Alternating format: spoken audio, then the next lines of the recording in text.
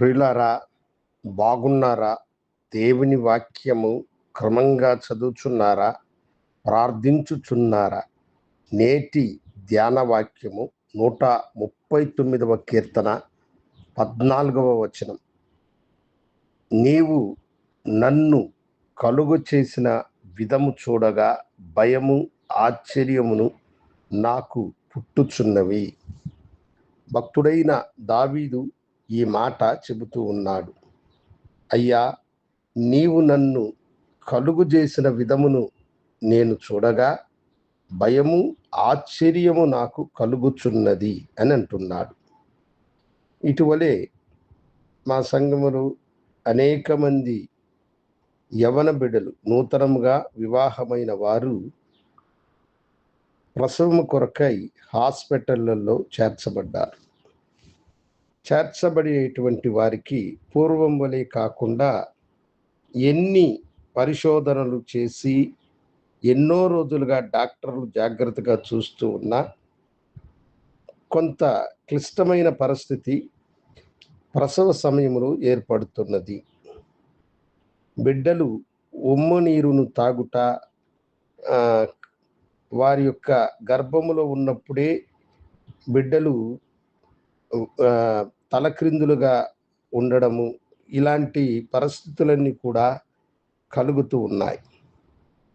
అయితే ఆశ్చర్యకరమైన దేవుడు ఆ ఉపద్రవములన్నిటిని తప్పించి వారికి సుఖప్రసవనిచ్చి తల్లిని బిడ్డను వేరు చేయుచున్నాడు.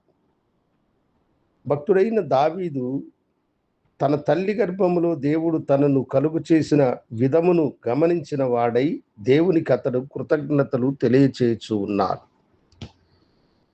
అయ్యా, నీవు నన్ను కలుగు చేసిన విధమును నేను చూసినప్పుడే నాకు భయము ఆశ్చర్యము కలుగుతున్నది అని అన్నాడు. ఆ మహాశిల్పి అయిన దేవుడు తల్లి గర్భములో మనలను రూపించేటప్పుడు ఆ చక్కటి రూపకర్త మనకు చక్కటి ఆకారమును అనుగ్రహించి మనలను ఆయన సురక్షితముగా ఈ భూమి మీదకు చేర్చుచూ ఉన్నారు. ఎప్పుడైనా మీరు ఆలోచించారా?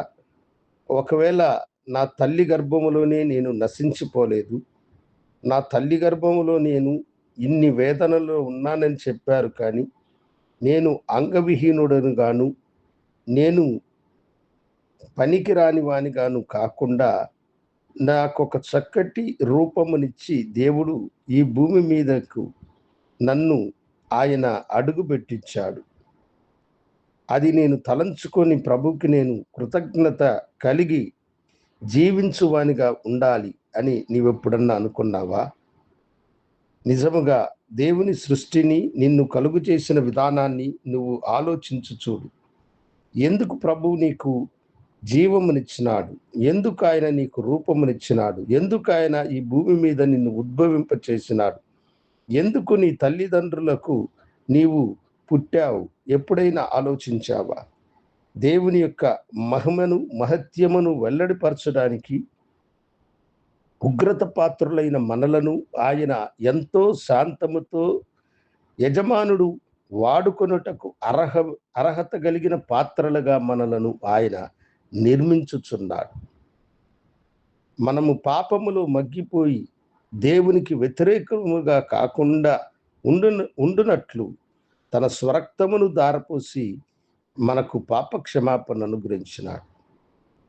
దేవుడు నిన్ను కలుగు చేసిన దానిని ఎప్పుడైనా నీవు ఆలోచించావా? అయ్యో దేవా, నాకింత సుందరమైన స్వరూపమునిచ్చినావు, ఆకారమునిచ్చినావు, అందుకై నీకు వందనాలని ప్రభు సన్నిధిలో ఎల్లప్పుడూ కృతజ్ఞతలు తెలియచేయండి. ఈ లోకములో అన్ని పిండములు సురక్షితంగా రావడం లేదు, కానీ దేవుడు అన్ని బాధల మధ్య నిన్ను క్షేమంగా బయటకు తీసుకుని వచ్చి నిన్ను ఒక మనిషిగా దేవుడు నిలబెట్టాడంటే దానికి ఆయన ప్రయత్నము ఎంత గొప్పది అన్నది నీవు ఆలోచించు. ఇప్పటి వరకు అలాంటి ఆలోచన లేనట్లయితే ఈ దినము అట్టి ఆలోచన కలిగి నీ జీవితాన్ని ప్రభువుకి సమర్పించుకో. కృతజ్ఞతతో ఆయనను స్తుతించు, ఆయనను హత్తుకొని జీవించు. దేవుని ప్రేమకు నీవు పాత్రుడుగా మారెదవు. ప్రార్థించుకుందాం. గనుడా, నీకు వందనాలు. నీ బిడ్డలను దీవించి ఆశీర్వదించి నీకు మహిమకరంగా జీవించే భాగ్యమును కృపణారు అనుగ్రహించుమని యేసు నామమును అడిగి వేడుకొంచున్నాము తండ్రి. ఆమేన్. శుభోదయం. ప్రభు మిమ్మలను దీవించును గాక.